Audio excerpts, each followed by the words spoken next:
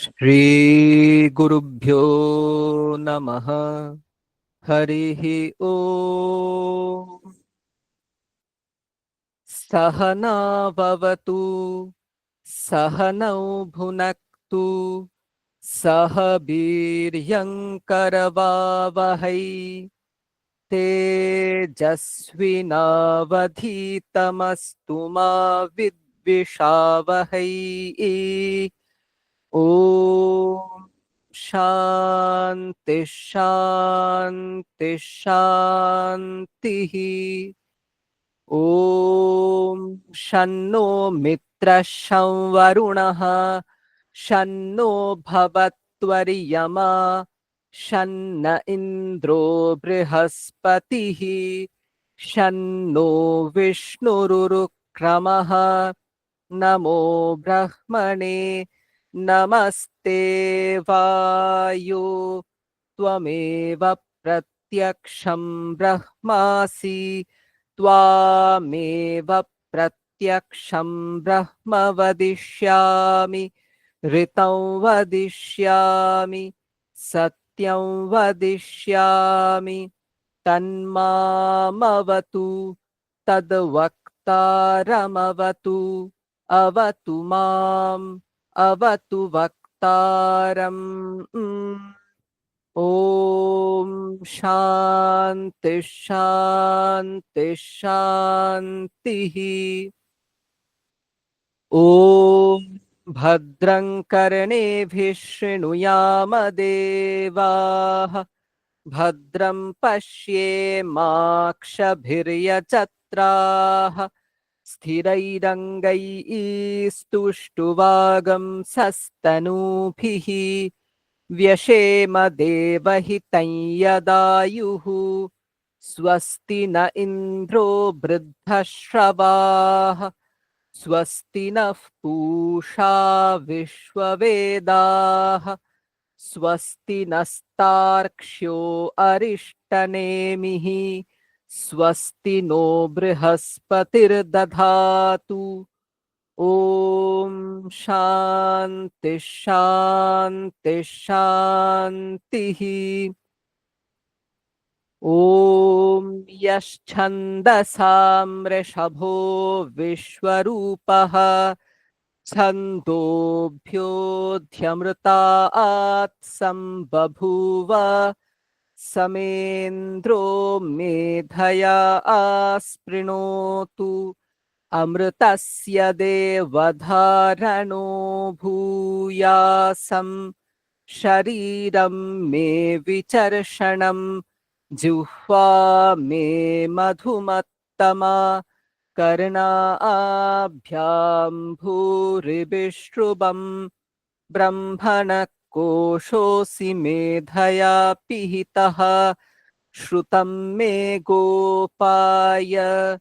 ॐ शान्ति शान्ति शान्तिः। ॐ मधुवातार्तायते मधुक्षरन्ति सिन्धवः, माध्वीर्नः सन्त्वोषधीः, मधुनक्तमुतोषसि मधुमत्पार्थिवगं रजः, मधुद्योरस्तु नः पिता, मधुमान्नो वनस्पतिर्मधुमागम् अस्तु सूर्यः, माध्वीर्गावो भवन्तु नः। ॐ शान्ति शान्ति शान्तिः। ॐ पूर्णमदः पूर्णमिदं पूर्णात् पूर्णमुदच्यते, पूर्णस्य पूर्णमादाय पूर्णमेवावशिष्यते। ॐ शान्ति शान्ति शान्तिः।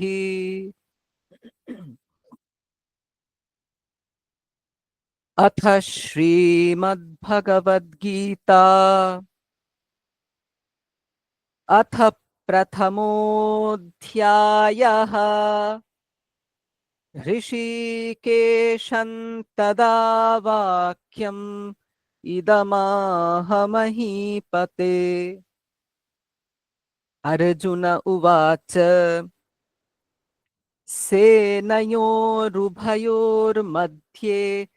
रथं स्थापयमेच्युत यावदेतान्निरीक्षेऽहं योद्धुकामानवस्थितान् कैर्मया सह योद्धव्यम् अस्मिन् रणसमुद्यमे योत्स्यमानानवेक्षेऽहं य एतेऽत्र समागताः धार्तराष्ट्रस्य दुर्बुद्धेर्युद्धे प्रियचिकीर्षवः।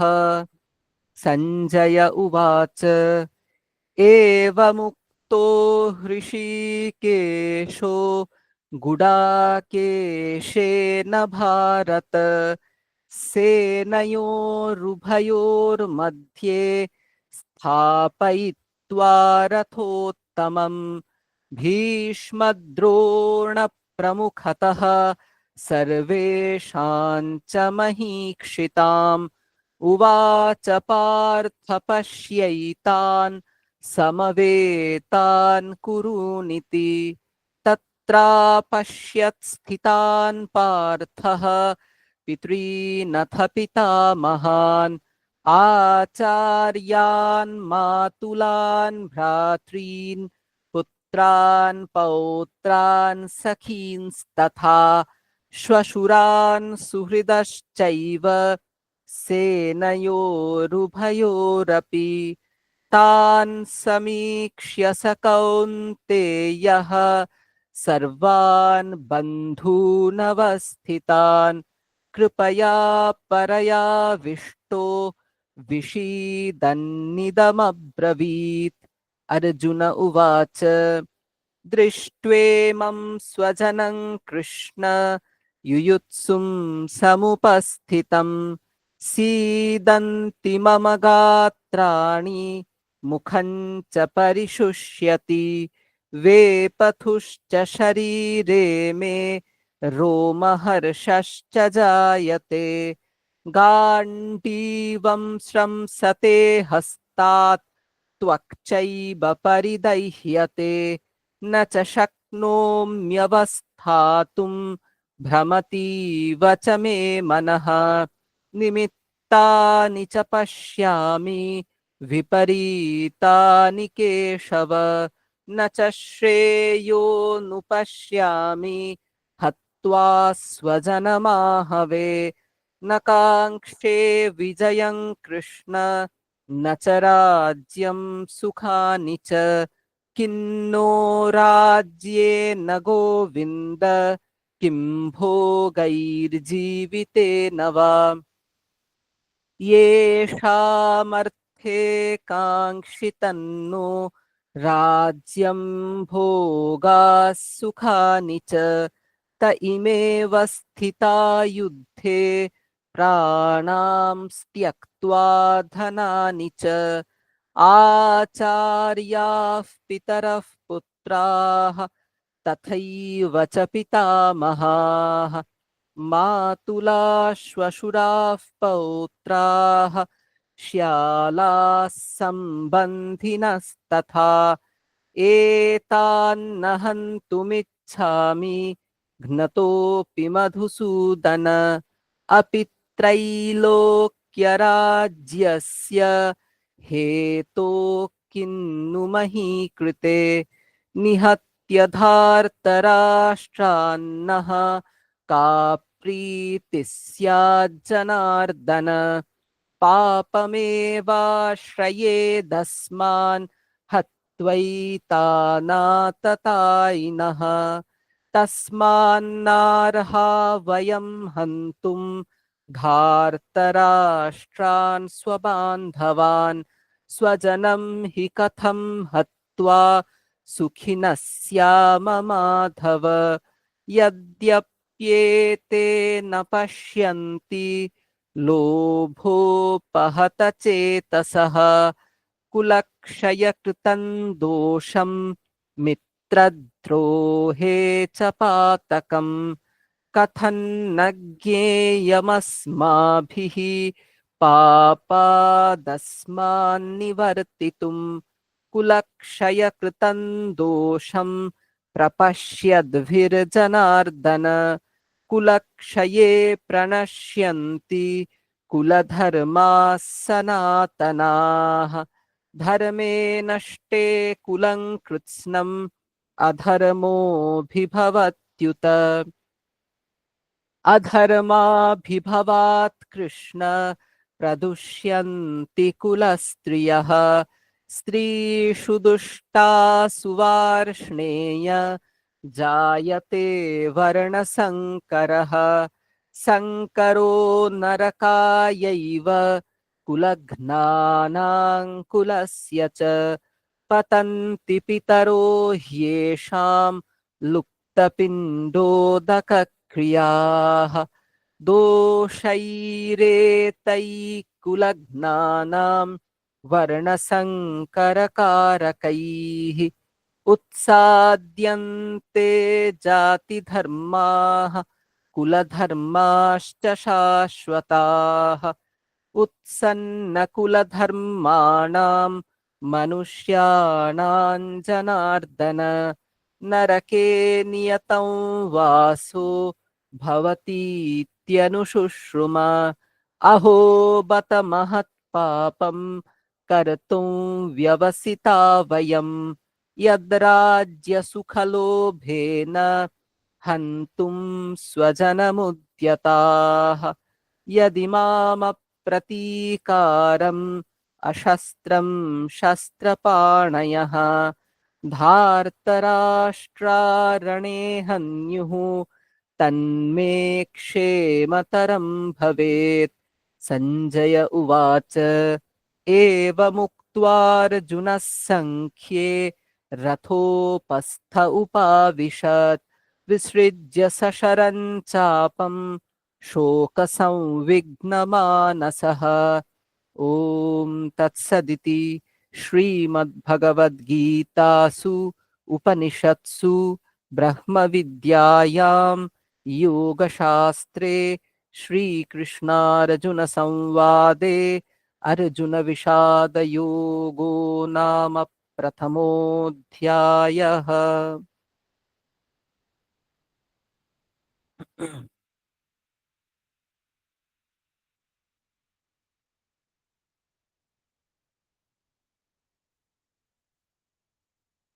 আজকের সুভাষিত তার সোর্স ট্রেস করতে পারিনি, কিন্তু খুব প্রসিদ্ধ সুভাষিত। আমাদের আজকের মনন আমি পাঠ করছি। নোচ্চার্থো বিফলোপি দূষণপদম দূষ্যস্তু কামো লঘুঃ। আবার পড়ছি। নোচ্চার্থো বিফলোপি দূষণপদম দূষ্যস্তু কামো লঘুঃ। এর অর্থ হচ্ছে, বড় লক্ষ্যে বিফল হওয়া নিন্দনীয় নয়, কিন্তু হীন লক্ষ্য স্থির করা নিন্দনীয়। অর্থাৎ যদি আমরা কল্যাণকর অভ্যুন্নতি আসবে এমন কোনো বড় লক্ষ্য নির্ধারণ করে তার জন্য উদয়াস্ত পরিশ্রম করি, তাতেও যদি আমরা বিফল হই, সেটা নিন্দনীয় নয়। বলা হয়, if you jump for the stars, if you fail, even then also you can end up in the moon. সুতরাং কোনো একটা বড় লক্ষ্য নিয়ে যদি এগোনো হয়, তা চলার পথে আমরা অনেক কিছু অর্জন করে নিই। হয়তো মূল লক্ষ্যটা বিফল হতে পারে, কিন্তু তার চলার পথের প্রাপ্তিটা অনেক বড়। কারণ যে লক্ষ্যকে যে লক্ষ্য যত বড়, সেই লক্ষ্যকে অর্জন করার চ্যালেঞ্জও তত বড় এবং তার জন্য প্রাপ্তিও তত বড়।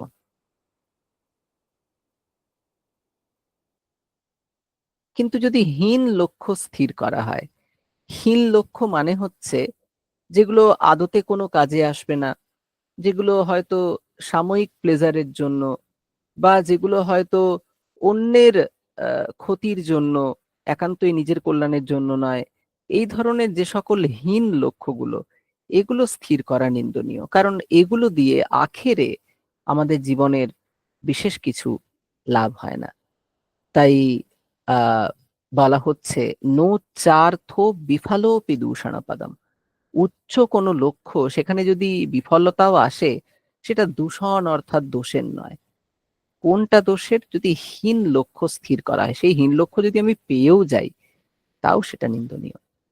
তাই আমরা যেন জীবনে লক্ষ্য স্থির করার ক্ষেত্রে, লক্ষ্য মানে যে আমরা প্রতিদিন লক্ষ্য স্থির করি। আমাদের ডেইলি গোলস থাকে, উইকলি গোলস থাকে, ইয়ারলি গোলস থাকে, 5 ইয়ার গোলস থাকে। যখনই আমরা গোল সেট করব, আমরা যেন খুব ওয়াইজ হই এবং সেরকম কোনো গোল সেট করি যেটা নিজের ক্ষেত্রে কল্যাণকর হবে, যেটা কোনো হাই ভ্যালু আমার জন্য নিয়ে আসবে। বেশ, আজকের মনন এইটুকুই। এরপর আপনারা প্রাত্যহিক ধ্যান, জপ, শরীরচর্চা ইত্যাদির মাধ্যমে আজকের সুন্দর দিন শুরু করুন। সকলকে সুপ্রভাত।